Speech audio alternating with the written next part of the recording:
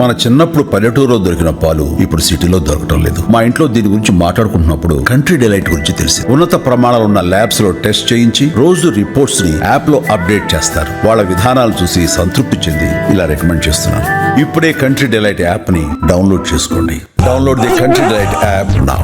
ఢిల్లీలో భారతీయ జనతా పార్టీ గెలుపుకు ఆప్ ఓటమికి ప్రధాన కారణం కేజ్రీవాల్ పనితీరు, ఆయన అవినీతి, ఈ టైప్ ఆఫ్ కామెంట్స్ వస్తూ ఉన్నాయి సార్. ఆప్ ఫౌండర్స్లో ఒకరైన ప్రశాంత్ భూషణ్ కూడా ఒక ట్వీట్ చేశారు.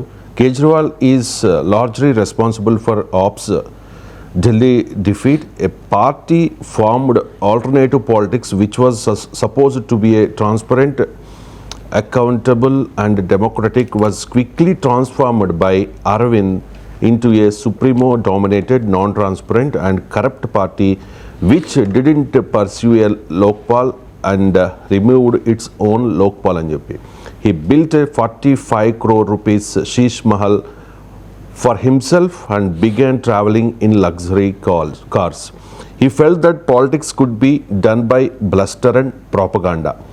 This is the beginning of the end of Aam Aadmi Party అంటూ ప్రశాంత్ భూషణ్ కాస్త ఘాటుగా ట్వీట్ చేశారు. సో ఆప్ కథ ముగిసినట్టేనా సార్? 12 ఏళ్ల తర్వాత కూడా 22 సీట్లు తెచ్చుకున్న పార్టీ 2013లో పవర్లోకి వచ్చింది, 15లో పవర్లోకి వచ్చింది, 20లో పవర్లోకి వచ్చింది. 4th కాన్సిక్యూటివ్ ఎలక్షన్స్లో కూడా 22 సీట్లు గెలుచుకున్న పార్టీ.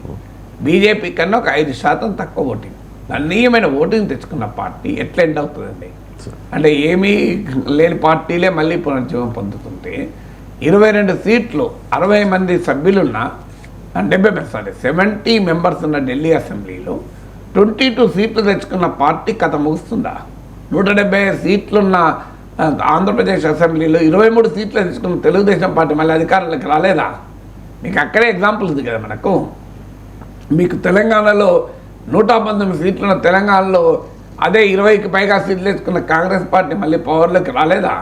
చదువుతోనే సమాజంలో మార్పు సాధ్యమని నమ్మిన వ్యక్తి, మారుమూల గ్రామంలో పుట్టి వేలాది మందిని మేధావులుగా తీర్చిదిద్దిన విద్యావేత్త, మనలో ఒక్కడు మల్క కుమరయ్యకు టీచర్స్ ఎమ్మెల్సీ ఎన్నికల్లో మొదటి ప్రాధాన్యతగా ఓటేద్దాం, గెలిపిద్దాం. అందువల్ల మనము ఎప్పుడు కూడా ఒక రాజకీయ పార్టీ ప్రశాంత్ భూషణ్కు కేజ్రీవాల్తో పర్సనల్ రైవల్రీ ఉండొచ్చు.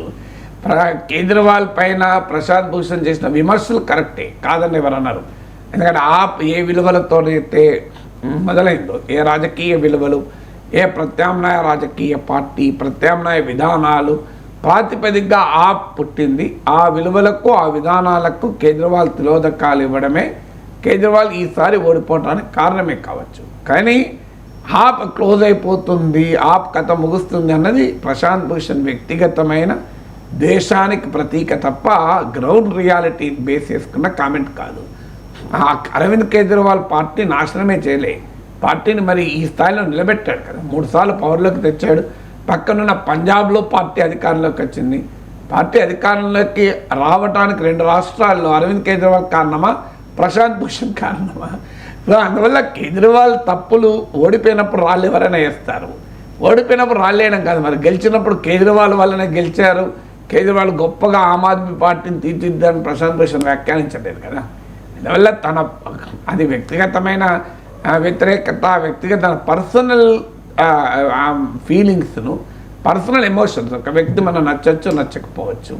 ఒక వ్యక్తి పట్ల మనకున్న నమ్మకం లేకపోవడం అనేది మన విశ్లేషణను కలరింగ్ చేయకూడదు. విశ్లేషణ వరకు చాలా ఆబ్జెక్టివ్గా ఉండాలి. అందువల్ల ఆబ్జెక్టివ్ విశ్లేషణ ఏంటి?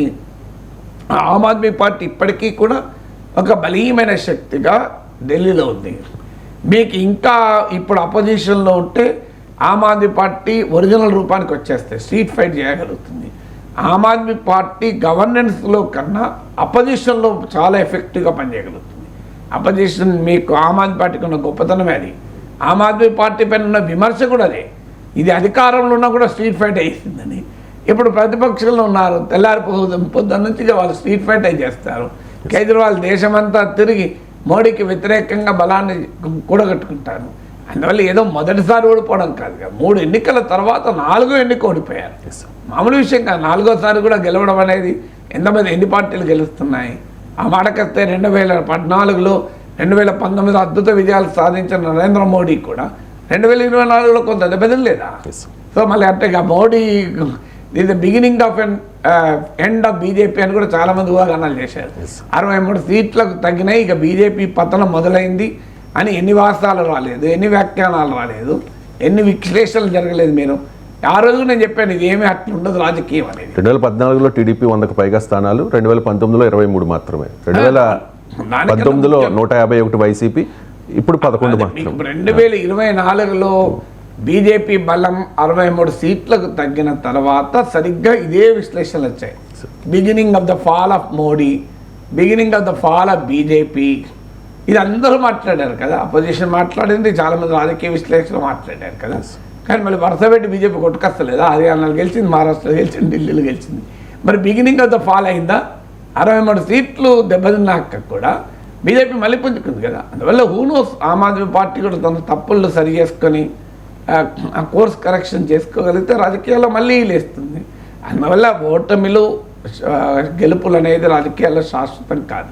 గెలుస్తున్న పార్టీ ఉంటాయి, ఓడిపోతున్న పార్టీ ఉంటాయి. అలా beginning of the end of the beginning ఉండవు రాజకీయాల్లో.